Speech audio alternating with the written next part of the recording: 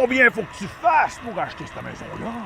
Hey, on a cette maison-là à 799 000 $, elle est super belle. Mettons qu'on met le minimum de mise de fonds. Là. On parle de 54 900 $. 5 du premier 500 000 puis 10 de l'excédent de ça. Là, je prends pour acquis que c'est des premiers acheteurs qui vont acheter ça et qui mettent ça sur 30 ans. La prime de la SCHL, elle est de 4,2 % Hey, à ça, on ajoute 29 764 $ de prime SCHL. C'est énorme, mais c'est un mal nécessaire si tu veux ça sur 30 ans et que tu ne veux pas mettre 20 de mise de fonds. Ça donne un montant réel de financement de 773 864 $ à un taux d'intérêt de 4,29 %. La mensualité serait pas si pire. Mais là, il faut calculer ça à 6,29 %, donc 2 % de plus que le réel taux d'intérêt, parce qu'on se doit de faire un stress test que le gouvernement nous impose pour s'assurer que vous allez faire les paiements, même si les taux montaient. Et ça nous donne 4 744 $ de mensualité. C'est énorme. Mais c'est là-dessus que vous devez vous qualifier. À ça, on ajoute